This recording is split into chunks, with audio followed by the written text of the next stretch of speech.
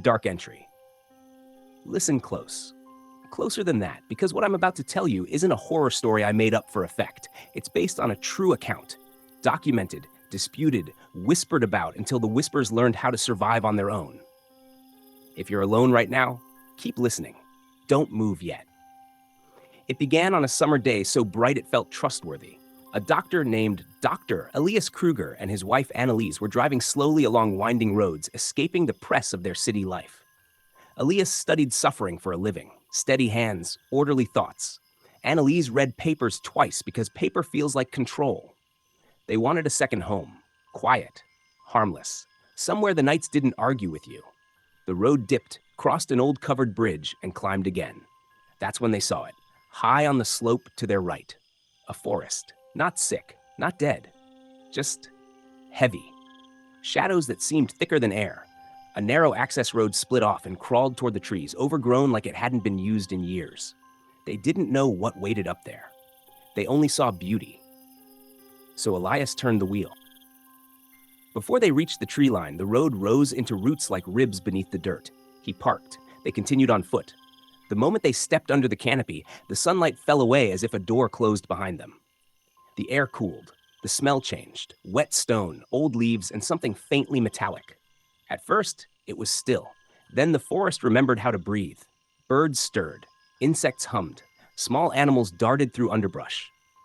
Up ahead, wild fruit trees grew in tangled rows.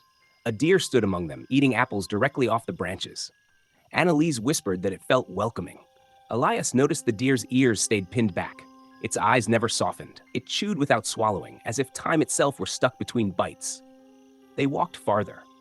Old flowering shrubs lined the path, thriving where no one tended them. Brooks chattered down the slope. Sunlight pierced the canopy and struck mineral flecks in the rock, glittering like scattered glass. Then they heard the owls, many of them, calling back and forth as if counting footsteps. To Annalise, it sounded enchanted.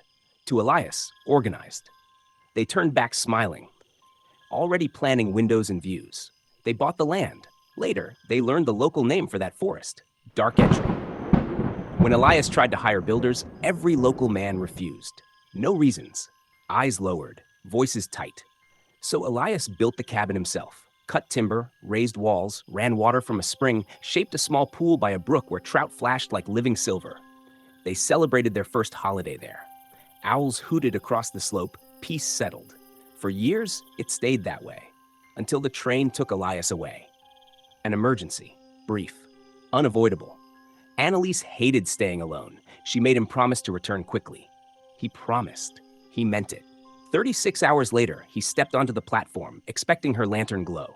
She wasn't there. No shawl, no tapping foot, just empty boards and a wind colder than it should have been.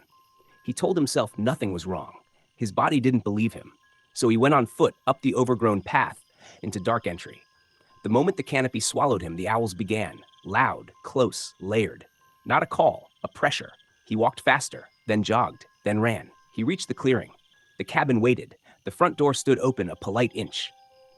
From upstairs came a sound that emptied his lungs. Laughter. High, bright, joyless.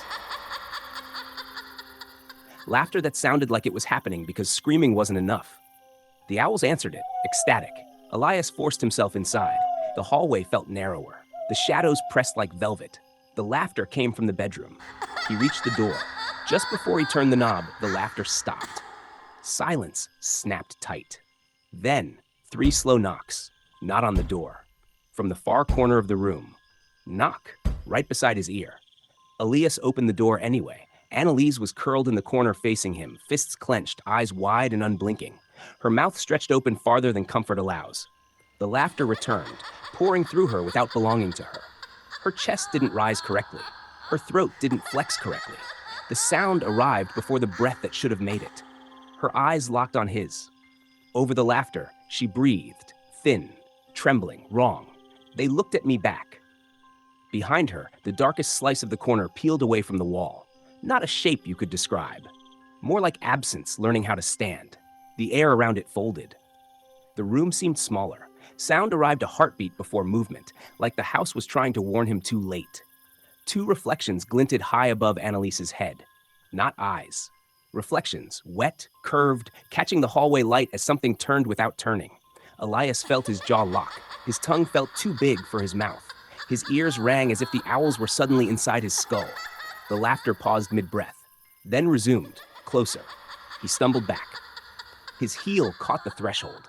Outside, the owls erupted, violent and celebratory, as if a rule had been broken. He ran.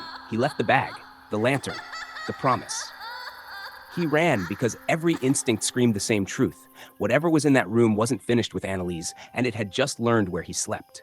Days later, he returned with others. Daylight. Voices. Courage borrowed from company.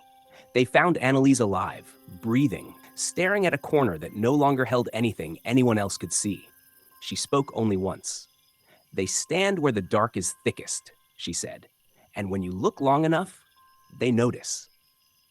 Some say she spent the rest of her life behind white walls, whispering about figures at the tree line. Others say she chose a quieter ending than living with what she'd seen. Everyone agrees on one detail from Elias's final letter. When he went upstairs to gather their things, he found muddy footprints on the floor. Not human. Too long. Too narrow. They crossed the room and stopped inches from where his side of the bed would have been. So if you ever find a place that feels too perfect, if the birds go still when you arrive, if shadows seem to wait for you to notice them, don't enter, because some forests don't hide monsters. They grow them there. And once you step inside, the dark learns your name. The end.